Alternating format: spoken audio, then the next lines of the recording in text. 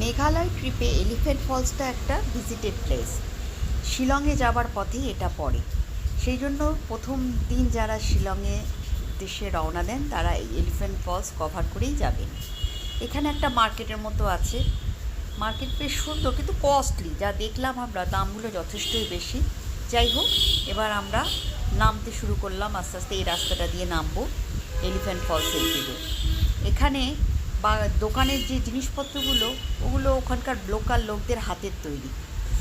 যাই হোক, এই হচ্ছে এলিফ্যান্ট ফলসের এন্ট্রি পয়েন্ট। এখান থেকে ফার্স্ট পার্টটা দেখা যাচ্ছে। এটা হচ্ছে এলিফ্যান্ট ফলসের ফার্স্ট পার্ট।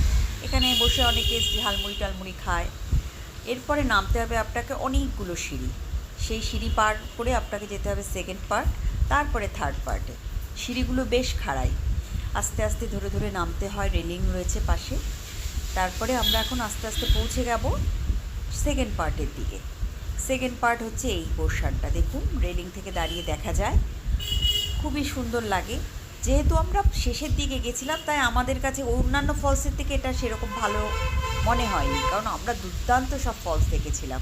যাই হোক, সেকেন্ড পার্টের পর আমরা আস্তে আস্তে নেমে চলে আসলাম থার্ড পার্টের দিকে। দেখুন, এখানেই শেষ ফলসটা নিচে জলের সঙ্গে মিশছে। এই সামনে থেকে থার্ড পার্টের এলিফ্যান্ট ফলসের দৃশ্য। দড়ি করে দিয়েছে যাতে ওইখানে দ্বীপের দিকে কেউ যেতে না পারে। এখান থেকে ফটো তোলা হয়।